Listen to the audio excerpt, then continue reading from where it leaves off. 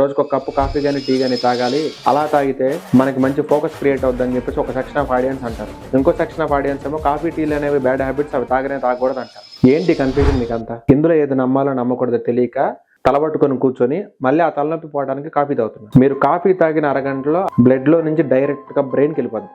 ఆ కాఫీలో ఉండే కెఫిన్ అనేది బ్రెయిన్ లో రోలర్ కోస్టర్ రైడ్ క్రియేట్ చేస్తుంది. అప్పుడు క్రియేట్ అయిన రైడ్ వల్ల మీ బ్రెయిన్ షాక్ అవుతుంది. ఆ షాక్ వల్ల దెబ్బకి మీకు యాక్టివ్నెస్ వస్తుంది. గుర్తుపెట్టుకో, నీ నర్వస్ సిస్టమ్ ని అతిగా హైప్ చేసేది ఏదైనా, అతిగా డౌన్ చేసేది ఏదైనా సరే మీకు డేంజరే. నీకు అప్పుడప్పుడు యాంగ్జైటీ వస్తున్నా, పడుకున్న టైంలో మీ గుండె చప్పుడు మీకు వినిపిస్తున్నా, మీకు అర్థమియా ఉన్నా, మీకు హై బీపీ ఉన్నా, మీకు నైట్ టైంలో గాఢ నిద్ర పట్టకపోతున్నా, మీరు నైట్ టైంలో తరచుగా టాయిలెట్కి లేస్తున్నా, మీరు నైట్ టైంలో గొంతు డ్రై అయిపోతున్నా అని చెప్పేసి వాటర్ తాగడానికి లేస్తున్నా, మీకు తరచుగా మౌత్ అల్సర్లు వస్తున్నా, మీకు గ్యాస్ట్రిక్ ప్రాబ్లమ్స్ ఉన్నా, మీ పళ్ళు కొంచెం ఎల్లో కలర్ లో మారుతున్నా, మీ నాలుక పైన ఎక్కువ పాచ్ వస్తున్నా, మీ నోట్లో నుంచి ఎక్కువగా బ్యాడ్ స్మెల్ వస్తున్నా, మీకు యాసిడ్ రిఫ్లెక్స్ అయిపోయి గొంతులో పొల్లటి తేనుపులు వస్తున్నా, గుర్తుపెట్టుకో నీకు కాఫీ టీలు పడట్లేదని చెప్పేసి మీనింగ్. నువ్వు మూసుకొని అవన్నీ మానేయాలని చెప్పేసి నీ బాడీ నీకు ఇచ్చిన వార్నింగ్. ఇలాంటి సిమ్టమ్స్ మీ బాడీ మీకు ఇస్తే మీరు కనీస రోజులో ఒక్క కప్పు కూడా తాగడానికి వీల్లేదు. కొంతమంది బ్లాక్ కాఫీ తాగుతాము, మిల్క్ కానీ షుగర్ కానీ అవాయిడ్ చేస్తామని చెప్తారు.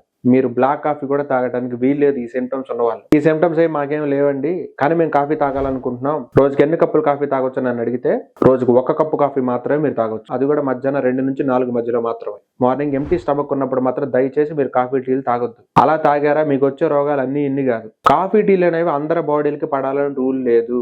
మీ పేరెంట్స్ జీన్స్ ని బట్టి మీకు కాఫీ టీలు పడాలా లేదని డిసైడ్ అవుద్ది. కాఫీ తాగటం మానేయడం చేతగాని వాళ్ళు కాఫీలు తాగితే వచ్చే బెనిఫిట్లు ఏంటి అనేది మనకు చెప్పడం కోసం 100 ఆర్టికల్ పట్టుకొని వస్తారు. ఆ కాఫీ అనేది నీ బాడీకి పడుతుందా లేదనేది నీ బాడీయే చెప్పాలి, ఆర్టికల్స్ కాదు.